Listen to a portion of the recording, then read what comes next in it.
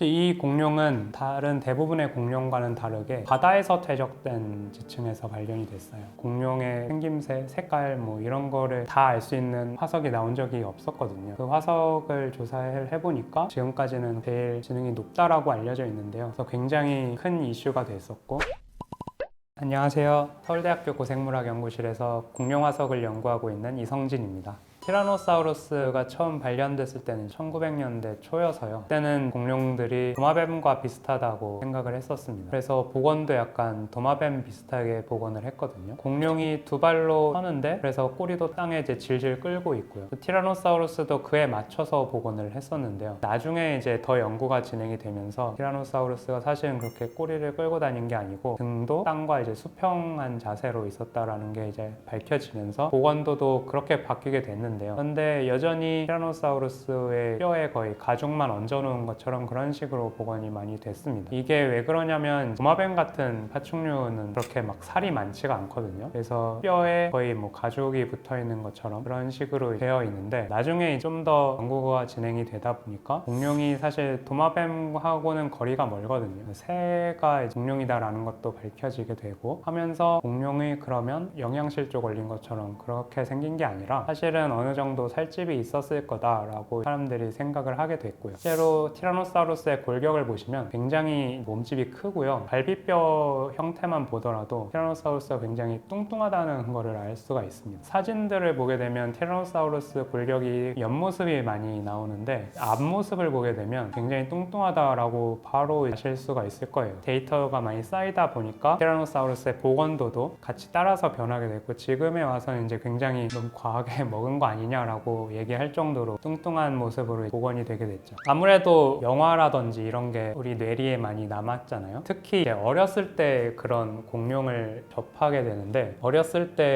그 추억이 남아있기 때문에 내가 알던 티라노는 이렇게 안 생겼는데 라고 생각을 하시는 분들이 많은 거죠. 저도 처음에 공룡들한테 이제 깃털이 막 있다는 게 알려지고 나서 조금 실망을 하기도 했었어요. 예전에 어렸을 때는. 근데 지금은 좀 더 생각을 바꾸게 돼서 이게 좀 더 맞는 거라면 받아들여야 되지 않나 라고 생각을 하고 있습니다. 아무래도 책 쓰시는 분들의 기호에 따라 좀 다르겠죠. 최신 그런 학설을 많이 반영을 하시려고 하는 분이라면 대부분의 좀 몸집이 작은 육식 공룡들은 다 거의 깃털로 몸이 덮여 있을 거라고 보고 있거든요. 티라노사우루스 같이 몸집이 큰 동물 같은 경우는 온몸이 다 깃털로 덮여 있기는 쉽지 않습니다. 그렇게 되면 이제 너무 더워지고 저희가 포유류를 보면 코끼리만 보더라도 털이 많지가 않잖아요. 몸집이 너무 크기 때문에 털이 많으면 이게 체온 조절이 어려워져서 코끼리는 털이 되게 듬성듬성 나 있거든요. 티라노사우루스도 아직까지 어디에 깃털이 있다라는 증거는 없지만 털이 있었어도 몸의 한정된 부분에만 조금 있었을 거다라고 생각을 하고 있습니다. 팔 길이는 사실 변할 가능성은 거의 없습니다. 팔 자체가 뼈로 다 남아있기 때문에 사실 팔 길이가 더 늘어나기는 좀 어렵고요. 다만 어린 티라노사우루스 개체가 좀 많이 발견이 돼서 어렸을 때는 상대적으로는 팔 길이가 긴 편이었거든요. 자라면서 팔이 짧은 형태로 됐다라고는 볼 수가 있겠죠. 기본적인 골격은 저희가 확실히 알고 있지만 티라노사우루스의 완전히 겉부분은 저희가 잘 알지 못하거든요. 그리고 최근만 하더라도 티라노사우루스에 이빨이 있었다라고 하는 연구가 있었거든요. 예전에는 티라노사우루스의 복원도를 보면 이빨이 다 입 밖으로 튀어나와 있습니다. 그런데 입술이 있게 되면 입을 다물었을 때 이빨이 안 보이게 되거든요, 밖에서. 그런 식으로도 지금 복원도가 변했고요, 최근에. 그래서 앞으로도 또 추가적으로 뭐가 발견이 되면 충분히 복원도는 바뀔 수 있겠죠. 사실 오래전에 발견된 공룡들은 대부분 지금 봤을 때 좀 엉망이다 싶을 정도로 복원이 됐었습니다. 제일 처음 이름이 지어진 게 메갈로사우루스라는 공룡이거든요. 그 다음으로 이구아노돈이라는 공룡이 이름이 있었는데 이 두 공룡은 당시에 영국에서 발견을 해서 굉장히 크게 조각상도 만들고 하면서 복원을 대대적으로 했는데 지금 보면은 그냥 네 발로 걷는 도마뱀 같이 복원을 해놨거든요. 이런 것들이 이제 대표적으로 좀 엉망으로 복원했다라고 저희가 말하는 얘기도 하죠. 또 하나 대표적인 게 이제 아까 말씀드린 이구아노돈이 원래는 엄지발톱이 콧볼이 굉장히 뿔처럼 날카롭게 생겼는데요. 처음에는 이게 어느 부위인지 몰라서 코뿔소처럼 코에 뿔이 난 게 아닌가 해서 코에 그 엄지 발톱을 갖다 붙였었습니다. 복원을 할 때. 근데 나중에 이제 제대로 된 화석이 나오고 보니까 이 엄지 손톱이었다는 게 알려지면서 복원토가 이제 완전히 또 바뀌게 되었죠. 그런 예들이 있고요. 그리고 스테고사우루스 같은 경우도 골판이 어떻게 배열되어 있는지를 몰랐었어요. 근데 아무래도 우리가 좌우 대칭이다 보니까 스테고사우루스 골판도 그러면은 좌우 대칭으로 이제 배열이 되지 않았을까라고 생각을 해서 그런 식으로 복원을 했었는데, 나중에 화석이 추가로 나온 걸 보니까 지그재그로 골판이 배열이 되어 있었던 게 알려졌고, 그래서 또 복원도가 바뀌게 되기도 했죠. 공룡이 새 조상이었다라고 하기보다는요, 새가 공룡에 포함이 되는 건데, 사실 그거에 대한 주장은 예전에도 있었습니다. 다윈의 불독이라고 하는 별명을 가진 생물학자분이 계시는데, 그분이 처음에 시조새 화석을 보고 공룡과 새의 관계에 대해서 처음 굉장히 가깝다는 주장을 하셨는데, 근데 이후에는 그분의 주장이 묻혔었어요. 새와 공룡을 별개로 보는 시각이 우세하다가 나중에 1990년대에 돼서 깃털 화석이 발견이 되기 시작하고요. 그리고 그 전에 이제 데이노니쿠스라고 하는 육식 공룡이 미국에서 발견이 되는데요. 이 공룡은 새와 비슷한 특징을 많이 공유를 하고 있거든요. 그리고 굉장히 날렵하기도 하고요. 그래서 이 공룡을 보니까 공룡과 새가 밀접한 관련이 있었을 것 같다라고 생각이 든 거죠. 그러다가 깃털이 달린 공룡의 화석까지 발견이 되니 공룡의 깃털이 달려 있었다라는 게 확실하게 밝혀지고, 깃털은 지금은 새에서밖에는 찾아볼 수가 없거든요. 더 많은 조사를 하다 보니까 이 깃털들이 다 처음에 이전에 멸종했던 공룡들한테서도 있었고, 다양한 형태의 깃털이 공룡한테 있었다라는 게 밝혀졌고요. 그러면서 새가 공룡의 일부였다라고 하는 게 그때 가서야 알려지게 됐습니다. 그래서 사실 그렇게 오래되진 않았죠. 이 공룡은 캐나다에서 발견이 됐는데, 발견됐을 당시에 굉장히 상태가 좋아서 진짜 살아있을 때 그대로 옮겨놓은 듯한 모습으로 보존이 돼 있었습니다. 안타깝게도 머리부터 꼬리 끝까지 다 발견이 된 거는 아니지만, 꼬리를 제외하면은 대부분의 부위가 이제 보존도 돼 있어서 굉장히 상태도 좋고요. 처음에 이 공룡 화석이 발견됐을 때 이렇게까지 잘 보존이 되기가 쉽지가 않거든요. 이 공룡은 살아있을 때 덮고 있던 피부도 어느 정도 보존이 돼 있었고, 갑옷 공룡이라고 해서 몸이 뼈로 된 갑옷으로 덮여 있는 공룡이었는데요. 그 갑옷 위에는 우리 손톱과 비슷한 성분의 케라틴으로 덮여 있었습니다. 근데 그 케라틴 성분까지도 보존이 돼 있었어요. 그 성분들을 또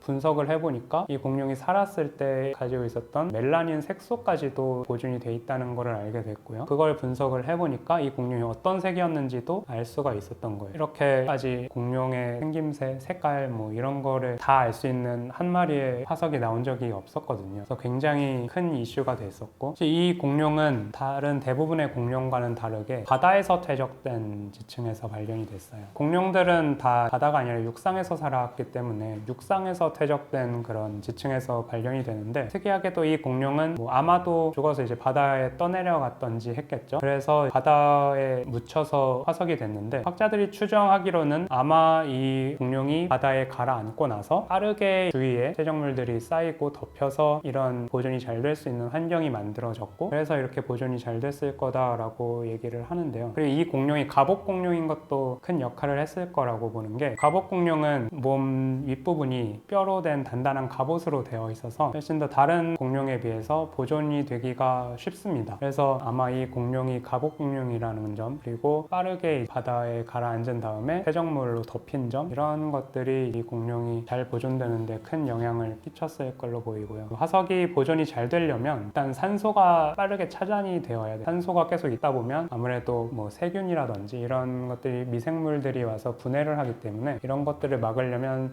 빠르게 덮여서 산소가 차단이 돼야 되는데, 그리고 덮는 퇴적물도 이제 알갱이가 작아서 굉장히 빽빽하게 덮을 수가 있어야 되거든요. 근데 그런 많은 환경이 다 완벽하게 들어맞은 그런 운이 좋은 케이스가 바로 보레알로펠타라고 할 수가 있습니다. 보레알로펠타도 위아래가 뒤집힌 채로 처음에 발견이 됐고요. 갑옷 공룡들이 특히 바다에서 퇴적된 지층에서 발견이 될 때 그렇게 많이 뒤집힌 경우가 생기는데, 이거에 대해서도 또 학자들이 궁금해서 연구를 했습니다. 그랬더니 사체가 죽으면서 가스가 차서 바다에 떠 있다가 가스가 이제 빠지면서 가라앉을 때 등에 있는 갑옷 때문에 무게가 그쪽으로 쏠려서 뒤집혀서 가라앉았다라고 추정을 하고 있고요. 분석까지 해본 결과 그렇게 뒤집힌 자세가 좀 더 안정적이다라고 결론이 났거든요. 무게와 뇌와 관련된 이유 때문에 그렇게 뒤집힌 것 같습니다. 뒤집혔기 때문에 아무래도 더 보존이 잘 될 수 있었다라고 보는 게, 뒤집혀서 바로 땅과 접촉을 해서 그 부분이 묻힐 수가 있었던 거거든요. 묻히는 속도가 더 빨랐을 거고 더 보존이 잘 됐을 거라고 보고 있습니다. 지금까지 알려진 공룡 중에서 이제 색이 알려진 공룡은 별로 되지 않는데요. 보레알로펠타는 거의 유일하게 깃털이 없는데도 색이 어떤 색인지 알려진 공룡이고요. 나머지 공룡들은 거의 다 깃털이 있는 작은 육식 공룡들입니다. 깃털이 화석으로 남아있는 상태에서 그 화석을 조사를 해보니까 멜라노솜이라고 해서 멜라닌 색소를 포함하고 있는 세포가 있거든요. 그 세포가 보존이 돼 있다는 거를 알아냈고, 그 세포의 형태에 따라서 또 색깔이 달라집니다. 길쭉하면 좀 검정색이고요. 좀 둥그스름하면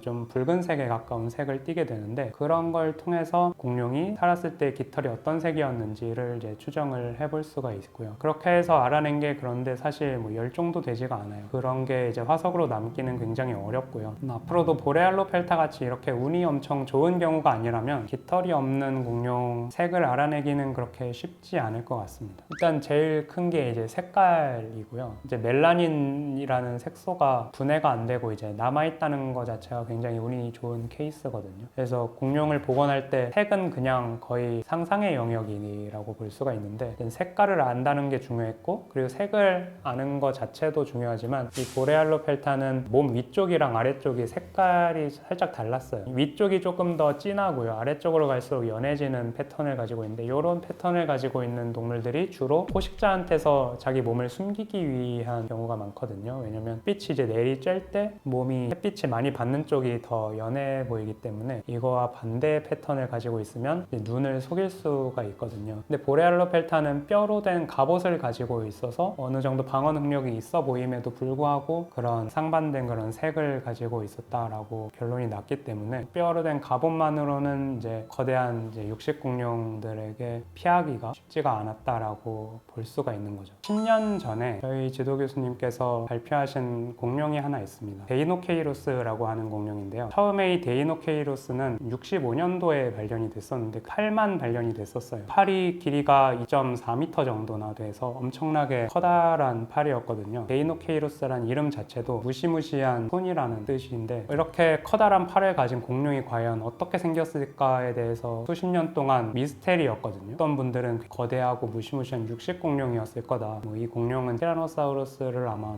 뛰어넘었을 거다, 이렇게 생각하시는 분들도 계셨었는데, 공룡의 나머지 화석이 그동안은 발견이 안 되다가 저희 지도 교수님께서 몽골에 탐사를 가셨을 때 그 공룡의 나머지 부분이 발견이 됐습니다. 그게 이제 2000년대 후반이었고요. 그 화석을 이제 연구를 하다 보니까 이게 데이노케이로스라는 공룡의 화석이라는 거를 알게 되셨고, 그래서 2014년에 그게 발표가 됐는데, 알고 보니까 이 데이노케이로스라는 공룡은 팔은 굉장히 크고 무시무시하지만 얼굴엔 이제 이빨도 없고 주둥이는 오리같이 생겼으면서 등은 또 커다란 혹이 달려있는 그런 이상한 오리랑 펠리컨 같은 새같이 생긴 그런 특이하게 생긴 공룡이었다라는 거를 이제 알게 된 거예요. 그래서 사실 데이노케이로스가 미스테리에 쌓여 있었다가 이게 한 번에 확 밝혀지고 나니까 반응은 뜨거웠죠. 드디어 그렇게 궁금해했던 데이노케이로스라는 공룡이 어떻게 생겼는지를 알게 됐다라고 많은 사람들이 놀라워하기도 했고요. 그 해에 있어서 가장 중요한 발견 중에 하나라고 많은 사람들이 얘기를 하기도 합니다. 동물의 지능을 추정을 할 때 쓰는 게 대뇌화 지수라고 하는 게 있습니다. 몸의 크기 비교해서 뇌가 어느 정도의 크기인지 계산을 해서 어느 정도의 지능인지를 유추를 해보는 건데요. 뇌는 굉장히 연약한 부분이어서 화석으로 남는 경우는 거의 없고요. 다만 일부가 화석으로 남았다는 보고는 한 번 있었습니다. 공룡의 뇌가 발견됐다는 발표가 한 번은 있었는데, 그것도 온전한 뇌가 다 발견이 된 건 아니고요. 대신에 뼈 화석을 보게 되면 뇌를 담고 있는 뇌실이라는 부분이 보존된 경우는 많거든요. 그래서 그 뇌실의 형태랑 크기를 가지고 뇌 크기랑 형태도 추정을 해볼 수가 있는데요. 근데 다만 여기서 아쉬운 거는 그 뇌실의 크기가 무조건 그 뇌의 크기랑 똑같지는 않다는 거거든요. 뇌실 안에 이제 공간을 뇌가 얼마만큼 차지하고 있었는지는 사실 알 수가 없기 때문에 아무래도 100% 정확하게 이 공룡의 뇌를 뭐 복원한다든지 하는 거는 사실 어려운 일입니다. 새와 약간 비슷한 지능은 있었던 것으로 밝혀지긴 했습니다. 까마귀가 대체로 한 5살 정도 어린아이의 지능을 갖고 있다라고 하는데요. 그보다 좀 낮더라도 지능이 높은 공룡들 같은 경우는 좀 근접한 정도는 될 수도 있었겠죠. 공룡 중에서도 몸집이 작은 육식공룡인 트로돈과 공류가 지금까지는 제일 지능이 높다라고 알려져 있는데요. 몸 크기 대비해서 뇌 크기가 제일 크다고 이제 알려졌거든요. 근데 이 트로돈과 공룡들은 또 새와 굉장히 가깝습니다. 새와 가까운 쪽에서 이렇게 지능이 높은 공룡들이 많이 존재를 하고 있는 걸로 지금 알려져 있습니다. 지능이 높으면 일단 사냥감을 사냥을 할 때 전략을 가지고 할 수도 있고요. 그리고 기억력이 좋으면 확실히 뭐 생존에도 유리한 점이 있고, 까마귀가 자기한테 해를 끼치거나 도움을 주는 그런 사람을 기억하기도 하거든요. 그 정도로 지능이 만약에 좋다라고 하면은 확실히 살아가는데 큰 도움이 됐을 거라고 봅니다. 주로 육식 동물이 지능이 높은 편입니다. 제로 봤을 때 그도 그럴 게 이제 육식 동물 같은 경우는 초식 동물을 사냥을 해야 되는 입장이잖아요. 초식 동물보다 멍청하면은 이게 사냥하기가 사실 쉽지가 않겠죠. 뇌가 제일 몸 크기 대비 크다고 알려진 트로돈과도 육식 공룡이기도 했고요. 그 새도 뭐 육식이 아닌 종류도 많긴 하지만